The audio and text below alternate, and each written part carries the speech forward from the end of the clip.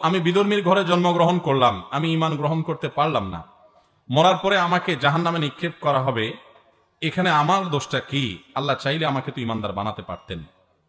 ভাইরা আমার, আল্লাহ সুবহানাহু ওয়া তাআলা মানুষকে যেই ঘরেই জন্মগ্রহণ করান না কেন, প্রত্যেকটা মানুষকে বিবেক দিয়েছেন। যাকে আল্লাহ বিবেক দেন নাই, জন্ম থেকেই বিবেকহীন, সে জাহান্নামে যাবে না। কিন্তু আল্লাহ তাআলা যদি কাউকে বিবেক দিয়ে থাকেন, তাহলে সে বিবেক খরচ করবে যে সে সঠিক ধর্মের উপর আছে না নাই।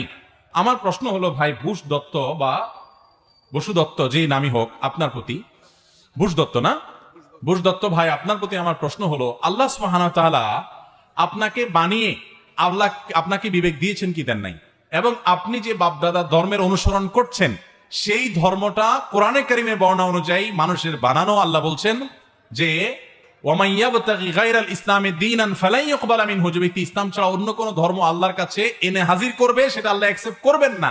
কোরআনে আল্লাহ তাআলা বলছেন, এবং আল্লাহ সুবহানাহু ওয়া তাআলা বলেছেন ইন্নাদ দীনা ইনদাল্লাহিল ইসলাম, দ্বীন একমাত্র আল্লাহর কাছ থেকে আসছে ইসলাম। অতএব এই যে নির্দেশনার কারণে আপনি আপনার বিবেক খরচ করে একটু সত্য অনুসন্ধান করার চেষ্টা করেছেন কিনা, শাস্তি হবে সেজন্য যে তোমার বিবেককে ব্যবহার তুমি করেছো কি করো নাই।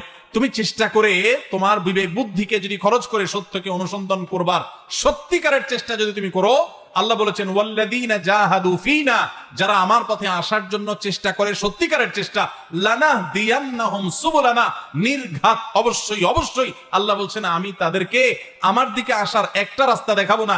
সাবিলের বহু বচন সুবুল, আল্লাহ বলেছেন তা যে আসার চেষ্টা করবে, যে সত্য অনুসন্ধান করার চেষ্টা করবে, আল্লাহ বলেছেন আমি তাকে সত্যের দিকে আসার বহু রাস্তা দেখাই দিব।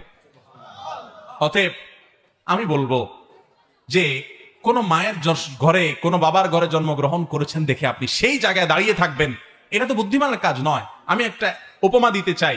আমরা অনেকে কৃষকের ছেলে, আছি না? আমরা অনেকে কৃষকের ছেলে, আমরা অনেকে দোকানদারের ছেলে, আমরা হয়তো অনেকে অন্য কোনো পেশাজীবী কারোর ছেলে। আমার বাবা মা, তিনি কৃষক থাকুন, রিক্সা চালক হন, দিনমজুর হন, তিনি বড় কোনো ব্যবসা করেন, ছোট ব্যবসা করেন, যেটাই করেন, কোনো কাজ ছোট না, কোনো কাজ খারাপ না, হালাল কি হারাম সেটা দেখার বিষয়। প্রশ্ন হলো, আপনার বাপ কৃষি কাজ করেন, আপনিও হয়তো কৃষি কাজ করেন, ব্যাপারটা সেরকম না। অনেকে আছেন বাবা কৃষক ছিলেন, উনি পড়ালেখা করে ডাক্তার হয়েছেন, ইঞ্জিনিয়ার হয়েছেন, বিদেশ গিয়েছেন, ব্যবসা বাণিজ্য করেছেন, এরকম ভুরি ভুরি আমাদের সমাজে আছে না নাই? এখন এই ছেলে তো এটা বলে নাই যে আমার বাবা তো কৃষক ছিলেন, আমিও কৃষকই থাকবো। তিনি নিজের সাধ্যের সবটুকুন চেষ্টা করে ভালো অবস্থান নেওয়ার চেষ্টা করেছেন।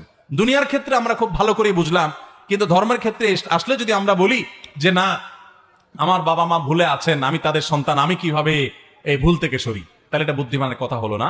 আল্লাহ তাআলা আপনাকে বিবেক দিয়েছেন, সেই বিবেক খরচ করবেন, স্টাডি করবেন, পড়াশোনা করবেন।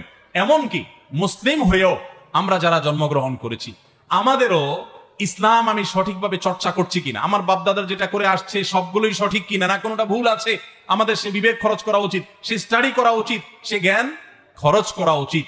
আল্লাহ তাআলা আমাদের সকলকে হেদায়েত দান করুন। আমরা যদি আল্লাহর কাছে নিজেকে সমর্পণ করি, যে বলি যে আল্লাহ তুমি আমাকে সত্যের পথ দেখাও, আল্লাহ পথ দেখাবেন, আমি চেষ্টা যদি করি, আল্লাহ তাআলা আমাদের এই ভাইকে, আমরা দোয়া করি, এই বুশ দত্ত ভাই এবং আরো যারা আছে, আমরা আল্লাহ তাআলা আমাদের সবাইকে, প্রত্যেকটা মানুষকে আল্লাহ তাআলা সঠিক পথের দিশা যেন পাই, পরিচালিত যেন হই, সেই তৌফিক দান করুন।